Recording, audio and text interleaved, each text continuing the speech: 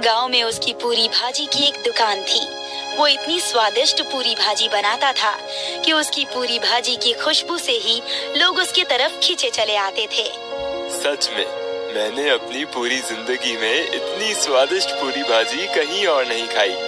जो स्वाद तुम्हारे हाथों की बनी पूरी भाजी में है वो और कहीं नहीं। धन्यवाद भैया, ये तो बस ऊपर वाले की दया है। हर रोज की तरह आज भी मोहन की कमाई बहुत ही अच्छी हुई थी। उसने आज की सारी कमाई घर जाते ही अपनी पत्नी को दे दी। इतने सारे पैसों को देखकर उसकी पत्नी बहुत खुश हुई, लेकिन उसकी पत्नी ने देखा कि मोहन कुछ परेशान है, इसलिए उसने मोहन से पूछा, आप इतने परेशान क्यों हैं जी? क्या बात है? सब ठीक तो है ना? कुछ ठीक नहीं है विमला। मैं पूरे दिन पूरी भाजी बेचने के लिए इतनी मेहनत करता हूँ और शाम तक बस ये थोड़े बहुत पैसे ही कमा पाता हूँ। अगर ऐसा ही चलता रहा तो हम कभी भी अमीर नहीं बन पाएंगे। ये कैसी बातें कर रहे हैं? लोग आपके हाथ की पूरी भाजी खाने दूर दूर से आते हैं। आपकी आमदनी इतनी अच्छी होती है और भगवान का दिया सब कुछ तो है हमारे पास। रहने को घर है, खाने को पेट भर खाना है, पहनने को कपड़े हैं, और भला हमें क्या चाहिए? तुम बहुत भोली हो विमला। आज के समय में इतने पैसों में क्या होता है? पिछले कुछ समय में इतनी महंगाई हो गई है, लेकिन खाने का अगर जरा सा दाम बढ़ा दो तो लोग दुकान पर आना ही बंद कर देते हैं। लेकिन उसके बाद भी आप दिन के 2,000 रुपए की बचत करते हैं। महीने के 50 से 60,000 रुपए की बचत करने के बाद भी आपके मन में पैसों का लालच आ रहा है जी।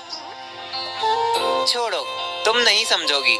जब घी सीधी उंगली से नहीं निकलता तो उंगली टेढ़ी करनी पड़ती है। मतलब?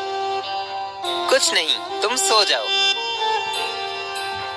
अब मोहन अगले दिन अपनी दुकान खोलता है और कम सामान में ज्यादा मुनाफा कमाने के लिए वो पूरियों के आकार को छोटा कर देता है और सब्जी के लिए बड़ी कटोरियों की जगह छोटी कटोरियों का इस्तेमाल करने लगता है, जिससे उसे 2 प्लेट पूरी भाजी बेचकर भी 3 प्लेट पूरी भाजी का मुनाफा होता है।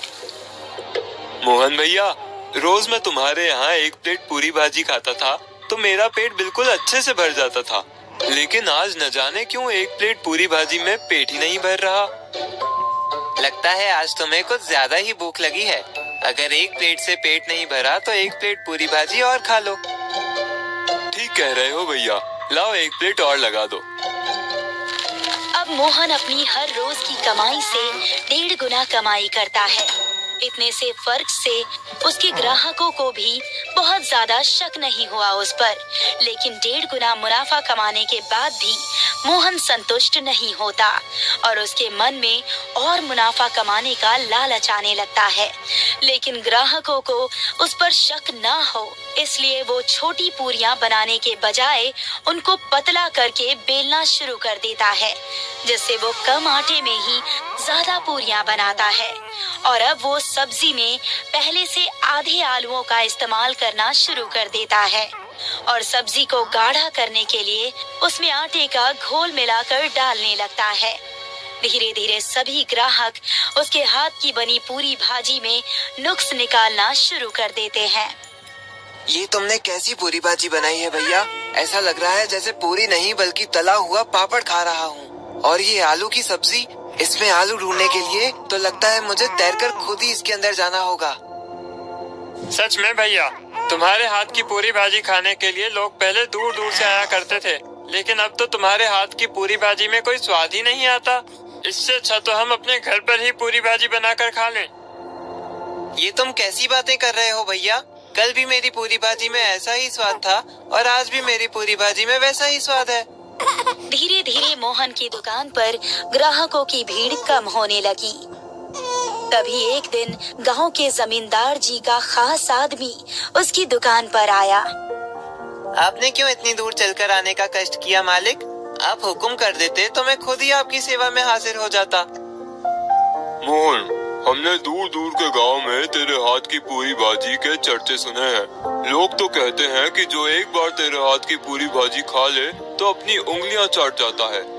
जमींदार जी के पोते के मुंडन पर उन्होंने पूरे गांव को न्योता दिया है और वो चाहते हैं कि सभी गांव वालों के लिए खाना तुम ही बनाओ। इसलिए मैं ये एडवांस पैसे लाया हूँ।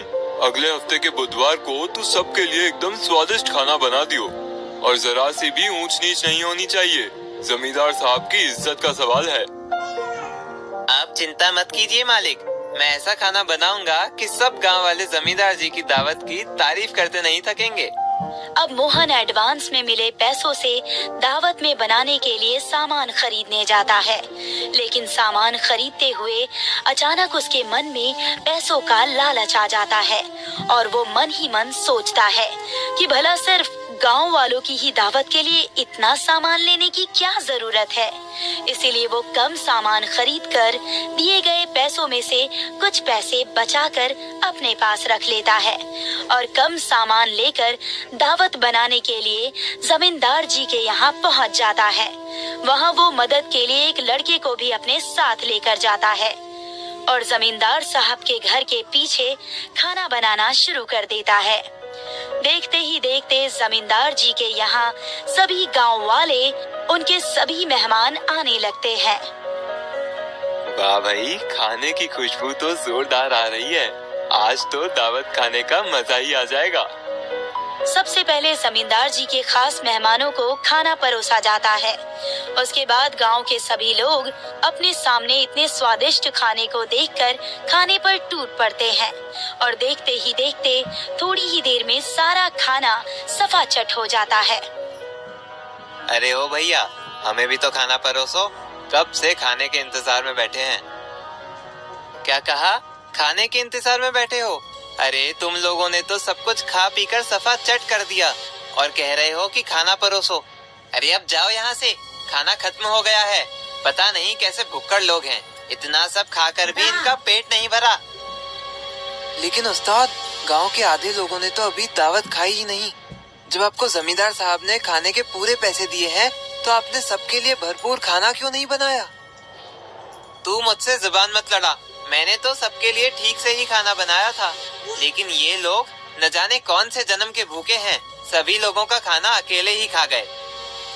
जमींदार जी के यहाँ कम खाना बनने की वजह से वहाँ आए आधे गांव वाले भूखे ही रह जाते हैं, लेकिन जमींदार साहब के आगे वो कुछ बोल नहीं पाते और बिना खाए पिए ही अपने घर आ जाते हैं।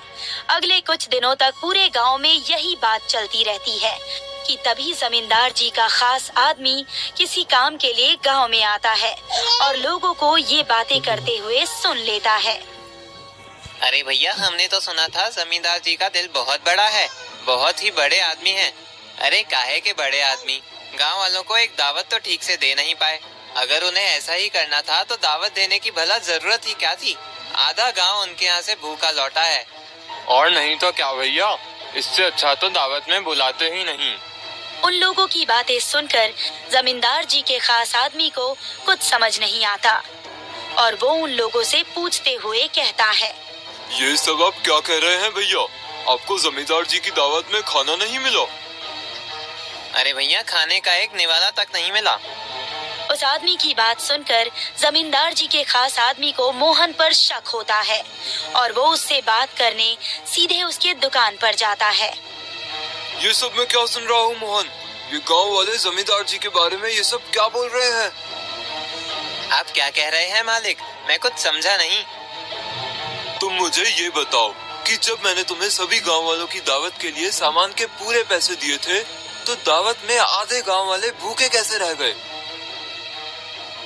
उसकी बात सुनकर मोहन थोड़ा घबरा जाता है, लेकिन वो बहाना बनाते हुए कहता है, मालिक, आप नहीं जानते ये गांव वाले कितने बड़े भुक्कड़ हैं।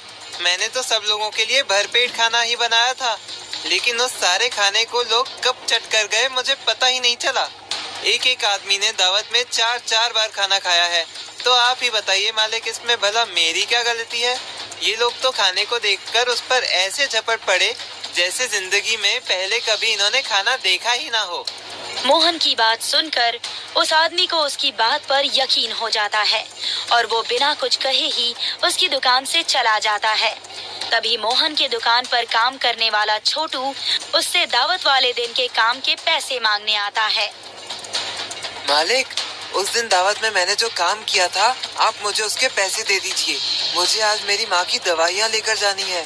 आप मुझे मेरे पैसे दे देंगे तो बड़ी मेहरबानी होगी। क्या कहा? दावत में काम करने के पैसे? मेरी बात ध्यान से सुन ले। तेरी तनख्वाह के अलावा तुझे एक फूटी कौड़ी भी नहीं मिलेगी। एक तो पूरे दिन यहाँ एक काम नहीं करता, ऊपर से दावत के पैसे मांग रहा है। मालिक, मैंने रात भर रुककर आपके साथ सारा काम किया था। आपको मुझे मेरे पैसे तो देने ही होंगे। तुझे एक बार बोला तो समझ नहीं आता क्या? एक पैसा भी नहीं मिलेगा तुझे। निकल जा यहाँ से।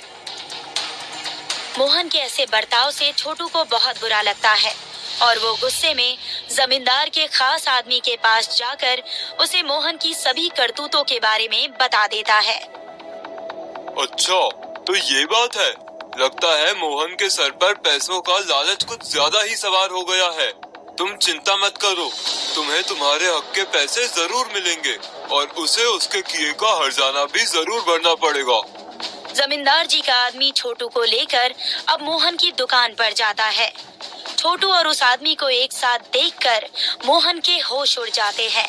इससे पहले कि वो कुछ बोल पाता, वो आदमी मोहन से कहता है, क्यों भाई मोहन, लगता है पैसों का कुछ ज्यादा ही लालच आ गया है तुम्हारे मन में। ये क्या कह रहे हैं आप मालिक? लालच? कैसा लालच? ज्यादा भोला बनने की कोशिश मत करो। मुझे छोटू ने सब बता दिया है। कैसे तुमने दावत के उन पैसों में से आधे पैसे अपने पास रख लिए और इसके काम की मजदूरी भी इसे नहीं दी। तुम जैसे लालची और मक्कार आदमी का हिसाब तो सिर्फ पुलिस ही कर सकती है। मैं अभी के अभी पुलिस को फोन लगाता हूँ। अब वही तुम्हारी अच्छी तरह से खातेदारी करेंगे। माफ कर दीजिए मालिक, मुझसे गलती हो गई। पुलिस को मत बुलाइए। मैं अभी इसे इसकी मजदूरी और आपको आपके पैसे लौटा देता हूँ, लेकिन आप ऐसा मत कीजिए। पैसे तो तुम्हें देने ही पड़ेंगे, लेकिन जो तुमने किया है उसकी सजा तो तुम्हें जरूर मिलेगी। जमींदार साहब के आदमी से डरकर मोहन छोटू को उसकी मजदूरी और उस आदमी को बचे हुए सारे पैसे दे देता है। तभी वो आदमी मोहन से कहता है, तुम जानते हो कि तुम्हारी वजह से पूरे गांव में जमींदार साहब की कितनी बदनामी हुई। अगर चाहते हो कि मैं पुलिस को ना बुलाऊं, तो अभी के अभी मेरे साथ पंचायत में चलो और सब गांव वालों के सामने अपने मुंह से अपनी इस करतूत को बताओ, वरना मुझसे बुरा कोई नहीं होगा। पुलिस के डर से मोहन सभी गांव वालों के सामने अपनी गलती कबूल कर लेता है कि उसने लालच में आकर ऐसा किया, जिससे पूरे गांव में जमींदार साहब की बदनामी हुई। मोहन सभी गांव वालों से माफी मांगता है, लेकिन उसकी इस हरकत के बाद सभी गांव वालों के बीच उसकी बहुत बदनामी होती है, जिस कारण वो अपनी पत्नी को लेकर हमेशा हमेशा के लिए उस गांव को छोड़कर चला जाता है और उसे अपने लालच के कारण एक भारी खामियाजा भुगतना पड़ता है।